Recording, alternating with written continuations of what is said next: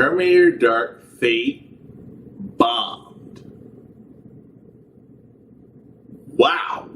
It bombed domestically, but it did sort of good in worldwide. But domestic box office is more important.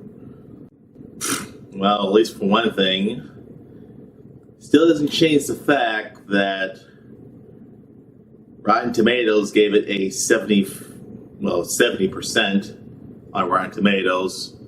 But I don't give a damn about Rotten Tomatoes. So, since Terminator Dark Fate was supposed to be Terminator 3, but now I can finally say this.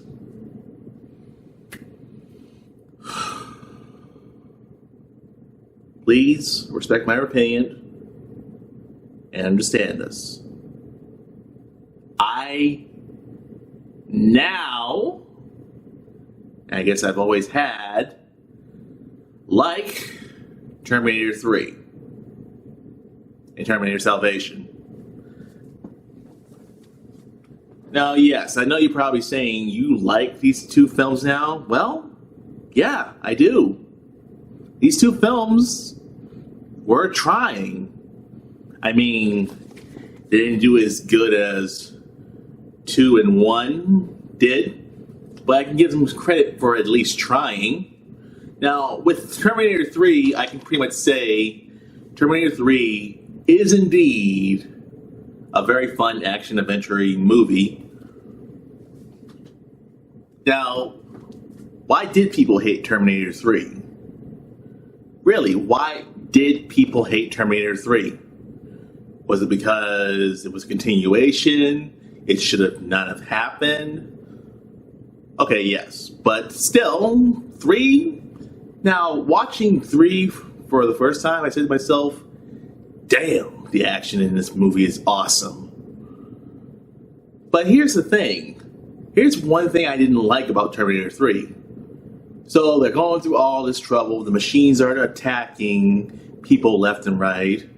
And pretty much, you know, they're trying to find a way to stop the machines from rising. They get to the place where they think that they're trying to get to. And when they thought that they were there, they weren't. They weren't at the system core. They were at some place where they can stay safe from the explosions. And right there, they pretty much said this: we all die in the end. To me, that sucked. That really sucked. But now, I think now realizing it, maybe it makes sense. Like, even my mom, who's a big Terminator fan, who, by the way, she ain't watching Terminator Dark Fate.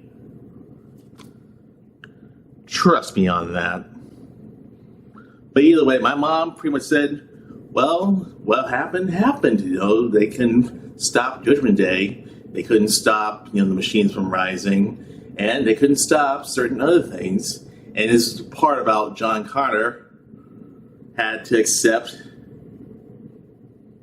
his destiny as the resistance leader. So, in other words, it was a more necessary evil in some ways. So the idea of the movie, and I think even Kate put it, knowing how that scene, John's like, why did he lead us down here? Why didn't he just tell us where he was sending us? And all Kate can say is, to live. That was his mission. So yeah, the ending actually now makes sense. Hey, it's better than Terminator Dark Fate's ending, where they try to milk more sequels, which we all can agree it's never going to happen. It's never going to be a Terminator 7. Or will there be? I'm just kidding. I'm just kidding. I'm kidding. Please don't make it Terminator 7. Please don't. Don't. Please don't. But now, Terminator 3, now having a female Terminator, that's more acceptable. Even though she's a Terminator mixed with the T-1000, combined, but in a female form. Okay, that makes sense. But, to be honest, I don't hate Terminator 3 anymore. It makes sense now. And the ending, actually, it does have power to it. Like, it was very powerful, and it was more like,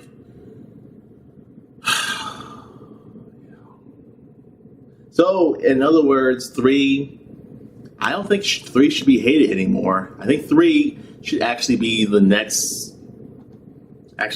be one of the best action movies I've ever watched, to be honest. And now let's get on to the one that did kind of ruin Christian Bale's image, but the one, I guess a lot of people will agree, was kind of the worst. But in my words, it was more original. Of course, I might as well mention it. Oh, good for you! Is there any more I should probably mention? I want to fucking kick your fucking ass. Shut up for a second, that's all right? it. But anyways, despite Christian Bale's hissy fit outbursts, Terminator Salvation, I don't think is a horrible movie anymore. It's not great, but it did do something a little bit more different. It did tell a different story without, repetitioning itself, over and over again. So instead of a Terminator going back in time, a Terminator is made from the past, gets created, and just becomes just wakes up in the future and doesn't realize, Judgment Day happened. To be honest, that's more of a better story than just, time travel and that's it. So in this one, we have Marcus Wright, played by Sam Worthington. I know he has his nickname, Sam Borrington or something like that. But hey, at least I actually liked him. I think now, despite the fact that they chose Tom Hardy and they were going to pick Heath Ledger to play as Mad Max, I personally think Sam Worthington would have been a perfect Mad Max. I think he sounds like Mel Gibson. He looks almost like Mel Gibson. So I think he would have been the perfect choice. But, it's Hollywood, so they'll have their own choices. But either way, Sam Worthington, his character, I actually liked in this movie. I really liked him in this movie. He was likable, he was vulnerable, and he's a, half human, half Terminator. So basically how I can put this. He's a Terminator that has human organs and thinks that he's human, basically. So, and also we have Kyle Reese, played by the late Anton Yelger.